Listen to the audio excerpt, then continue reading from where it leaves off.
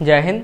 समझते हैं किस प्रकार से कंपनी को खोला जाता है, किस प्रकार से कंपनी धीरे धीरे आगे बढ़ती जाती है और ज़्यादा प्रचलित हो जाती है, या फिर कंपनी किस प्रकार से कुछ दिन चलकर और कुछ दिनों के बाद वह धीरे धीरे डाउन हो जाती है। उसकी मार्केटिंग जो होती है वो कम हो जाती है, वो ज़्यादा नहीं चल पाती है और कंपनी ना चलने के बावजूद उसको दिवालिया घोषित कर दिया जाता है। समझेंगे इस वीडियो में। देखिए, सबसे पहले हमें कंपनी को खोलने के लिए कुछ बहुत ही महत्वपूर्ण चीज़ों की ज़रूरत पड़ती है। वो महत्वपूर्ण चीज़ें क्या हैं? सबसे पहले मैन, मटेरियल, मशीन, मनी। सबसे पहले मैन मतलब हमको उस कंपनी में वर्कर रखने पड़ेंगे। वर्कर रखने के बाद हमको मटेरियल रखना पड़ेगा, सामान लाना पड़ेगा कि हमको किस सामान को बनाना है। और उसके बाद मशीन रखनी पड़ेगी, हमको उस सामान को, जो सामान हमें बनाना है वो किस मशीन पर बनाना है, उसकी डिज़ाइन कैसे रहेगी, वो इस मशीन पर डिपेंड करता है। इसके बाद मनी, सबसे महत्वपूर्ण चीज़ है मनी, क्योंकि बिना मनी के ना तो हम वर्कर को रख सकते हैं, ना तो हम सामान को ला सकते हैं और ना ही हम मशीन को रख सकते हैं। इसलिए सबसे ज़्यादा महत्वपूर्ण चीज़ है मनी। देखिए, ये जो इनपुट दिया गया है, इस इनपुट का मतलब किसी भी उत्पाद से है, किसी भी उत्पाद से है या सामान से है। कौन से सामान से है? जिस सामान को हमको कंपनी में बनाना है, जिस सामान को हमको कंपनी में बनाना है। अब कंपनी में सामान को बनाने के लिए सबसे पहले हमें वर्कर की ज़रूरत पड़ेगी। बिना वर्कर के हम ना तो मटेरियल को, रॉ मटेरियल को मशीन में डाल सकते हैं, जिससे जब हम मशीन में डालेंगे नहीं तो हमारी जो मशीन्स क्या होती हैं, ये अपने आप थोड़ी प्रोडक्शन देंगी। इसको चलाने के लिए भी वर्कर की ज़रूरत पड़ती है, सामान ढोने के लिए भी वर्कर की ज़रूरत पड़ती है। और इसके बाद जब ये सब सामान को ढो दिया, रॉ मटेरियल को ला के मशीन में डाल दिया, मशीन में डालने के बाद उस मशीन ने अपना फाइनल प्रोडक्ट तैयार करके दे दिया। अब उसको भी, जब फाइनल प्रोडक्ट तैयार किया गया है मशीन के द्वारा, उसको भी ये कंपनी के बाहर तक ले जाने के लिए या कंपनी के स्टॉक तक ले जाने के लिए वर्कर ही काम करते हैं। इसलिए हमको सबसे ज़्यादा जरूरत पड़ती है वर्कर की। जब ये सब काम कर देते हैं, वर्कर अपना पूरा काम कर देते हैं, तब उनको महीने के हिसाब से जो सैलरी दी जाती है वो मनी में आती है, वो मनी में आती है। इसलिए हमको मनी भी जरूरी है, मैन भी जरूरी है, मटेरियल भी जरूरी है और जो मशीन होती है वो भी जरूरी है। देखिए, यहाँ पर आपने कंपनी को खोल दिया, जिसमें आपने सामान को ले आके रख दिया, मशीन को ले आके रख दिया और आपके पास धन पर्याप्त मात्रा में है, जिससे आप अपनी कंपनी को खोल सकते हैं। आपने इतना कुछ कर दिया, इतना कुछ कर दिया। अब आपके पास मटेरियल है, मशीन है, मनी है, ये तीनों चीजें हैं, लेकिन आपके पास वर्कर नहीं है। आपके पास वर्कर नहीं है। जब आपके पास वर्कर नहीं होंगे तो आपका सामान बेकार जाएगा, मशीन जो होंगी वो ऐसे ही खड़ी रहेंगी, ऐसे ही लगी रहेंगी और धन जो होगा वो फंसा रहेगा। इसलिए हमको वर्कर रखना पड़ता है, इसलिए वर्कर रखना पड़ता है। जब हम वर्कर को रखेंगे तभी हमारी ये पूरी प्रक्रिया पूरी हो पाएगी, क्योंकि जब हम वर्कर को रखेंगे तो हमारा मटेरियल भी यूज होगा, मशीनें भी चलेंगी, उससे प्रोडक्शन बनेगा, उससे प्रोडक्ट बनेगा। जब मशीनें चलेंगी तो उससे प्रोडक्ट बनेगा और जब प्रोडक्ट बनेगा वो सप्लाई होगा तो उससे हमको धन मिलेगा, उससे हमको मनी मिल जाएगी। और इसके बाद आपने कंपनी खोल दी और आपने इसको शामिल कर लिया, वो आपने वर्कर रख लिए, मशीन्स हैं, लेकिन आपके पास मटेरियल की नहीं है। अब जब आपके पास मैन है, वर्कर हैं, आपके पास वर्कर हैं, मशीन्स हैं और धन है, लेकिन आपके पास मटेरियल नहीं है। जब आपके पास मटेरियल नहीं होगा तो वर्कर क्या करेंगे? कुछ काम नहीं करेंगे। इसके बाद मशीन्स आपकी खाली पड़ी रहेंगी, आपका धन जो होगा, मनी जो होगा वो फंसा रहेगा। इसलिए हमको सामान की जरूरत पड़ती है, इसलिए हमको सामान की जरूरत पड़ती है। इस प्रोसेस को पूरा करने के लिए, इस प्रक्रिया को पूरा करने के लिए हमको सामान की जरूरत पड़ती है। इसके बाद अब जो मशीन्स होती हैं ये, अब मान लीजिए आपने वर्कर को रख लिया अपनी कंपनी में, सामान को ले आके रख दिया, रॉ मटेरियल को ले आके रख दिया डिजाइन होने के लिए, लेकिन आपके पास ये मशीन्स ही नहीं है। जब आपको डिजाइन करने के लिए आपके पास मशीन्स ही नहीं रहेंगी तो मैं वर्कर का क्या फायदा, सामान का क्या फायदा, और आपने मशीन जो आपने मनी लगा रखा है वो भी यूज नहीं होगा, क्योंकि आपका मनी फंस जाएगा उसमें। इसलिए हमको मशीन्स की भी जरूरत पड़ती है, जिससे हमारे वर्कर जो होते हैं ये काम कर सकें, सामान हमारा यूज हो सके और हमको सामान यूज होने के बाद मशीन जो होती है उसको डिजाइन करके हमें प्रोडक्ट दे, प्रोडक्ट को सेल करने के बाद हमको धन मिल सके। इसलिए आपके पास ये चारों का होना जरूरी है। इसके बाद जब आपके पास, मान लीजिए आपके पास धन ही नहीं है, आपके पास धन ही नहीं है, जब आपके पास धन ही नहीं रहेगा तो आप ना तो वर्कर को रख सकते हैं, सबसे पहले तो आप कंपनी ही नहीं खोल पाएंगे। जब आपके पास धन नहीं रहेगा तो आप कोई भी कंपनी को खोल ही नहीं पाएंगे। आपके पास ना तो वर्कर रहेंगे, ना तो सामान लाने के लिए पैसे रहेंगे, ना तो मशीन लगाने के लिए पैसे रहेंगे, और पैसे तो हैं ही नहीं, तो आप कंपनी को खोल ही नहीं सकते। सबसे पहले आपको जो इसमें सबसे ज्यादा महत्वपूर्ण चीज होती है वो आपका मनी होती है। बिना मनी के आप इस कंपनी को नहीं चला सकते। यहाँ पर जो किसी भी प्रोडक्ट को आप डिजाइन करना चाहते हो, बिना मनी के आपका प्रोडक्ट डिजाइन नहीं होगा। इसलिए इन चारों का होना सबसे ज्यादा जरूरी है। वर्कर आपके काम करेंगे, सामान जो रहेगा रॉ मटेरियल आएगा वो मशीन में, मशीन उसको फाइनल प्रोडक्ट बना के देगी। जब बना के मार्केट में फाइनल प्रोडक्ट देगी तो उससे हमको फायदा होगा। इसलिए जब हमको फायदा होगा तब हमको फिर से मनी आएगा और हमारे जो मनी होता है वो बढ़ता चला जाएगा। इसलिए हमको किसी भी कंपनी को खोलने के लिए सबसे ज्यादा महत्वपूर्ण चीज है मनी। उसके बाद वर्कर आता है, सामान आता है और मशीन्स आती हैं। आपने इस प्रोसेस को समझ लिया। इसके बाद हम समझते हैं कि हमारा जो किसी भी कंपनी को खोलने के लिए उसका प्रोसेस क्या होता है, उसको हम समझते हैं।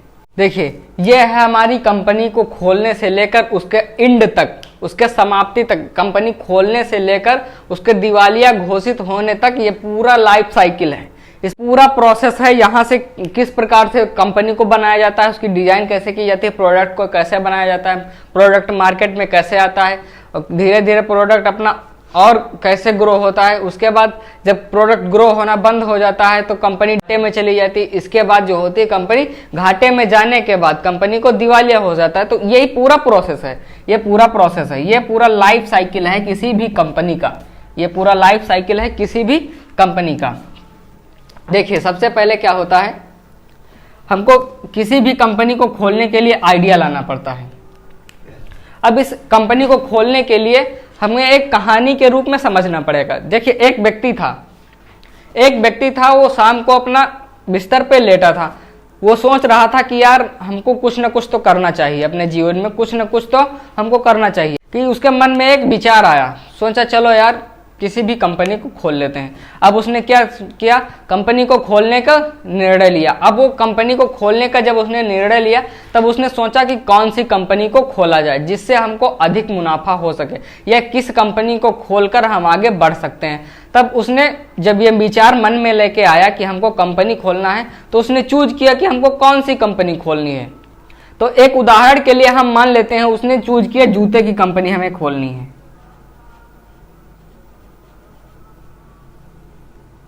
हमको जूते की कंपनी खोलनी है। अब यहां पर उसके मन में विचार आया कि हमको जूते की कंपनी खोलनी है। अब ये यहां से विचार जब इसने जनरेट किया, विचार उसके मन में आया कि हमको जूते की कंपनी खोलनी है, तब वो सोचने लगा कि हमको इसके लिए प्रोसेस क्या क्या करना पड़ेगा। तब अगला चरण आता है हमारा सिस्टम डिजाइन का। मान लीजिए उसने एक जगह को चूज किया, मान लीजिए उसने इस जगह को चूज किया और यहां पर उसने कंपनी खोलने का निर्णय ले लिया। यहां पर उसने कंपनी को खोलने का निर्णय ले लिया। देखिए, उसने उस जगह को चूज किया जहां पर उसको कंपनी खोलनी है। उसमें अब उसको क्या चाहिए, उसको वर्कर चाहिए। उसने वर्कर को रखना, कंपनी में प्रोडक्ट को बनाने के लिए उसको वर्कर की जरूरत पड़ेगी, स्टाफ को रखेगा। इसके बाद मशीन्स अपनी लगाएगा।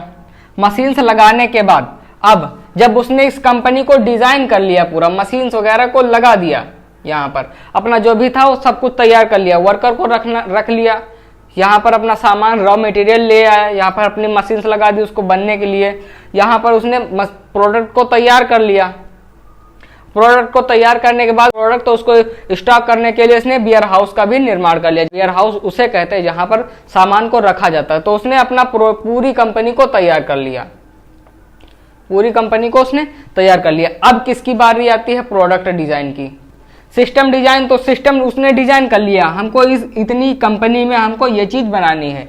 अब उस प्रोडक्ट को बनाएगा, रॉ मटेरियल लेके आया, उसके वर्कर काम करेंगे मशीन्स पर, मशीन जो होती है उसको फाइनल प्रोडक्ट देगी, और वो फाइनल प्रोडक्ट जब उसको देगी तो जो फाइनल प्रोडक्ट रहेगा उसको वेयर हाउस में स्टॉक कर लिया जाएगा अगले आने वाली सेल के लिए। उस सेल के लिए उस प्रोडक्ट को जो वेयर हाउस रहता है उसमें स्टॉक कर लिया जाता है।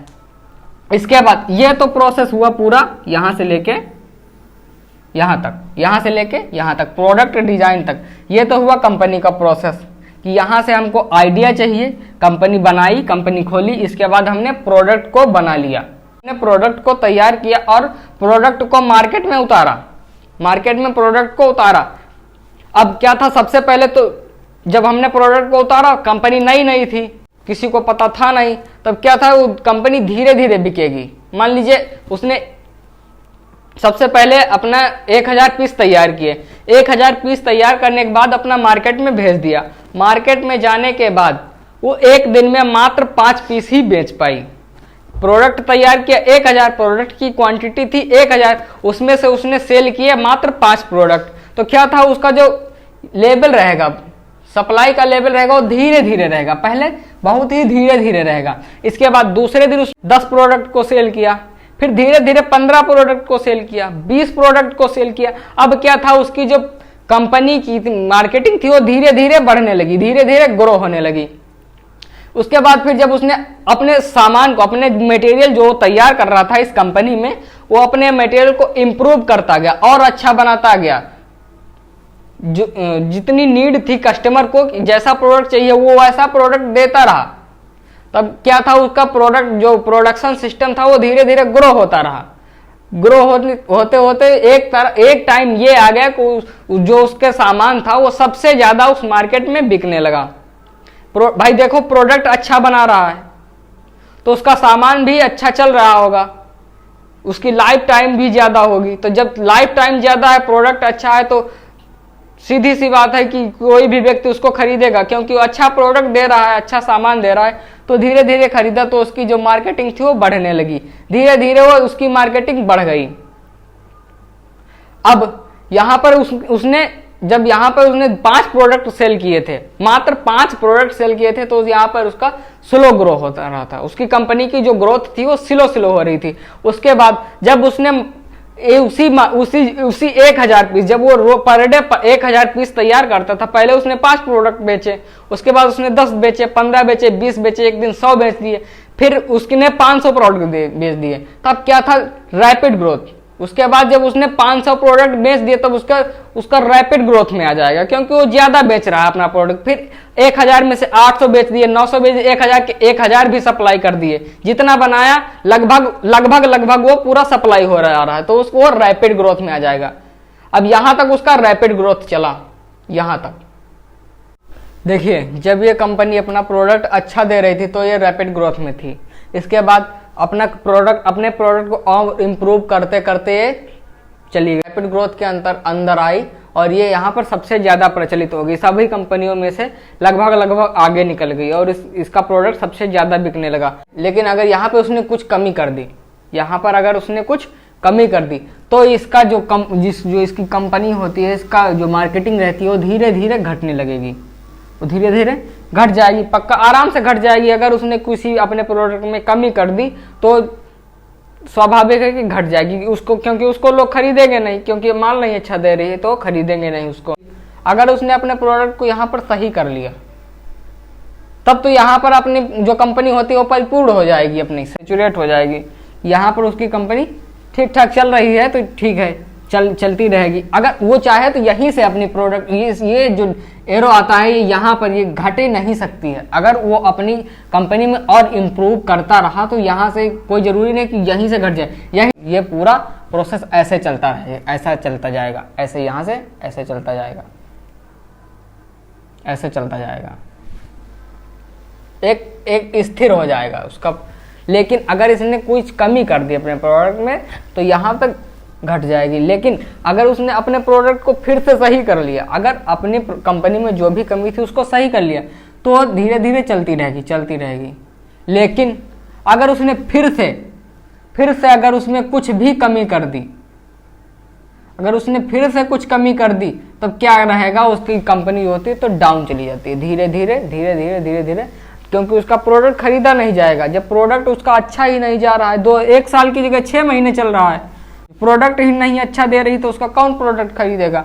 जब प्रोडक्ट खरीदेगा नहीं, पहले जब इसने कंपनी में कोई भी घटतौली नहीं की थी, अपना प्रोडक्ट अच्छा दे रही थी, तो यहाँ से आके इसके बाद आने के बाद यहाँ तक स्थिर हो गई। यहाँ से इसने स्थिर होगी तो ये धीरे धीरे प्रोसेस यूं ही चलता रहा। अगर वो चाहे तो यहाँ से अपना इम्प्रूव कर सकते, और ये जो ग्राफ होता है यहाँ पे ना करके यहीं से चलता रहेगा, यहीं से। लेकिन सभी चाहते हैं कि हमारा कुछ ना कुछ फायदा हो, लेकिन फायदे के चक्कर में अपना नुकसान करवा लेते हैं। उस टाइम तो उनको फायदा दिखेगा, लेकिन उसके बाद वो अपना नुकसान करवा लेते हैं। लेकिन अगर वो संभल गए हैं यहाँ पे, तो ये अपना कंपनी का ग्राफ ऐसे ही चलता रहेगा।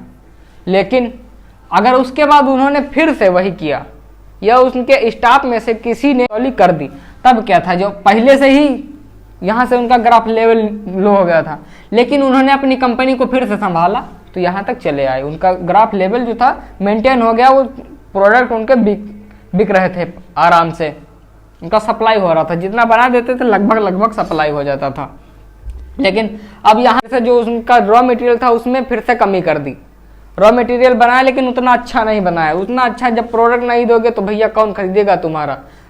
मार्केट में हजारों लाखों कंपनियां हैं, हम दूसरे का खरीद सकते हैं, लेकिन तुम्हारा जब 1 साल पहले चलता था तब हम खरीद लेते थे, क्योंकि दूसरी कंपनी का भी लगभग मान लीजिए 1 साल चल रहा था। मान लीजिए दूसरी कंपनी का 1 साल चल रहा, तुम्हारी कंपनी का 1 साल चल रहा था, तुम्हारी कंपनी का प्रोडक्ट अच्छा था, कंफर्टेबल था, हम तुम्हारी कंपनी खरीद रहे थे। लेकिन जब वही प्रोडक्ट, आपका प्रोडक्ट ना तो कंफर्टेबल है और ना तो उसकी लाइफ है, 1 साल के बजाय आपने 6 महीने कर दी, तो कौन खरीदेगा आपका प्रोडक्ट? हम दूसरी कंपनी से खरीद लेंगे, लाखों कंपनियां। तब क्या था, इसकी कंपनी जो थी वो धीरे धीरे लगभग डेथ की ओर चली गई। अब यहाँ से उसकी कंपनी का एंड हो गया। अब जब यहाँ से कंपनी का एंड हो गया तो क्या था, जब यहाँ से कंपनी उसकी डेथ हो गई, कंपनी को यहीं पर दिवालिया घोषित कर दिया गया, यहीं पर कंपनी दिवालिया हो जाती है। यही होता है दिवालिया, क्योंकि जब उसका प्रोसेस चल रहा था वो मेंटेन नहीं रहा। यहाँ से उसका प्रोसेस मेंटेन करना था, यहाँ तक तो मेंटेन था, लेकिन उसने फिर से अपने प्रोडक्ट में कमी की, अपने रॉ मटेरियल में फिर से कमी की। जब कमी की तो कहा भैया, जब ज़्यादा परेशान करोगे तो कुछ तो होगा ही। अब जाके ये अपनी कंपनी को नाश करवा लिए, यहाँ से कंपनी बंद हो गई, दिवालिया घोषित हो गई। अब अगर ये मान लीजिए इस कंपनी का ओनर था, उसको पता चला कि हमारे इस स्टाफ में से कोई गड़बड़ कर रहा था, उसको पता चले कि इस स्टाफ में से कोई गड़बड़ कर रहा था, अब वो क्या करेगा, अब उस स्टाफ को पूरा चेंज कर देगा। मशीन्स वही रहेंगी, सब कुछ वही रहेगा, अपने स्टाफ को चेंज कर दिया। उसका कोई स्टाफ गड़बड़ कर रहा था, वो स्टाफ को उसने अगर चेंज कर दिया तो यहाँ से उसी आइडिया से कंपनी वही रहेगी, लेकिन वो फिर से अपना स्टाफ चेंज करके वो चाहे तो अपना कंपनी को फिर से स्टार्ट कर सकता है। लेकिन दोबारा भी अगर वैसे ही करेगा तो फिर से वही काम होगा, फिर से कंपनी दिवालिया हो जाएगी। तो ये होता है पूरा प्रोसेस, लाइफ साइकिल। किसी भी कंपनी का पूरा लाइफ साइकिल होता है, क्योंकि देखिए यहाँ से उसने आइडिया को लेके आया और यहाँ से अपना सिस्टम डिजाइन किया कि हमको कौन सा प्रोडक्ट चाहिए, कैसा प्रोडक्ट चाहिए। यहाँ से उसने प्रोडक्ट को डिजाइन किया, यहाँ पर उसने कंपनी को तैयार किया, यहाँ पर उसने प्रोडक्ट को तैयार किया, फिर अपना प्रोडक्ट मार्केट में उतारा, उसने प्रोडक्ट अपना मार्केट में उतारा। जब मार्केट में उतारा तो पहले उसका कम बिका, फिर धीरे धीरे बढ़ता गया। उसने अपने प्रोडक्ट को इम्प्रूव करता रहा। जब वो अपने प्रोडक्ट को इम्प्रूव करता रहा तो उसका प्रोडक्ट एक दिन सबसे ज़्यादा बिकने लगा। जब उसकी कंपनी अच्छी चल रही थी तो वो एक पॉइंट तक आके चल रही, मेंटेन हो गई। तो आके यहाँ पर उसका जो लेवल था वो मेंटेन हो गया, मेंटेन रहा। फिर लेकिन उस कोई भी गड़बड़ी की तो उसकी कंपनी की डेथ हो जाएगी, कि उस कंपनी धीरे धीरे उसकी कंपनी को बंद होना पड़ेगा और वो लास्ट में उस कंपनी को दिवालिया घोषित कर दिया गया। लेकिन अगर मान लीजिए यही कोई कंपनी थी, यहाँ तक उसने अपने जो प्रोडक्शन था उसको इम्प्रूव करती रही, जब उसने कोई गड़बड़ी नहीं की तो उसका ग्रोथ कैसे नीचे जाएगा? जब भैया तुम अपने प्रोडक्ट में कोई भी गड़बड़ी नहीं कर रहे हो तो उसका जो 1 साल चल रहा था तो कंटिन्यू 1 साल ही चलता रहा। 1 साल प्रोडक्ट की लाइफ थी तो 1 साल पूरा चलता गया। तब तुम्हारा प्रोडक्ट अच्छा है दूसरे की अपेक्षा में, तो तुम्हारे प्रोडक्ट खरीदेंगे, स्वाभाविक सही बात है। जब भैया उतने पैसे में हमको प्रोडक्ट अच्छा मिल रहा है तो हम काहे उस प्रोडक्ट को खरीदें जो ज़्यादा कंफर्टेबल ना हो। तो हम उसी प्रोडक्ट को खरीदेंगे जो ज़्यादा कंफर्टेबल हो। हमने क्या किया, खरीद लिया। अब उसने क्या किया, उसने अपनी कंपनी में कोई भी गड़बड़ी नहीं की, तो उसका प्रोडक्ट जिसको मार्केटिंग का लेवल था वो बढ़ता गया। उसका एक पॉइंट तक आके यहाँ तक इस पॉइंट तक आके और यहाँ से मेंटेन हो गया, धीरे धीरे बढ़ता गया। लेकिन अगर वही कंपनी उसने भी अगर लालच लेने को सोचा तो उसकी यही हालत होगी जैसे पहले कंपनी की थी, किसकी, जूते की कंपनी को हुई थी। उसको दिवालिया होना पड़ा, वो दिवालिया घोषित हो गया, कंपनी बंद होगी, दिवालिया। लेकिन अगर वो चाहे कि फिर से हम उसी कंपनी को खोलें तो वो फिर से खोल सकता है। उसको यहाँ तक पूरा प्रोसेस नहीं करना होगा, यहाँ तक उसको प्रोसेस नहीं करना पड़ेगा। फिर से यहीं पर वो प्रोडक्ट बनाएगा और फिर से अपना इम्प्रूव करेगा।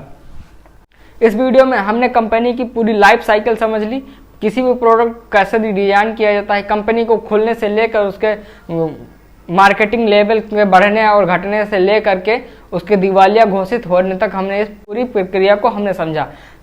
अगली वीडियो में हम जो कंपनी खोली गई थी इसके द्वारा किसी भी प्रोडक्ट किस प्रकार डिजाइन किया जाता है, मास प्रोडक्शन क्या होता है, जॉब प्रोडक्शन क्या होता है, बैच प्रोडक्शन क्या होता है, इसके साथ स्टॉक और ऑर्डर प्रोडक्शन को भी समझेंगे। इसी के साथ मिलते हैं अगली वीडियो में, तब तक के लिए जय हिंद।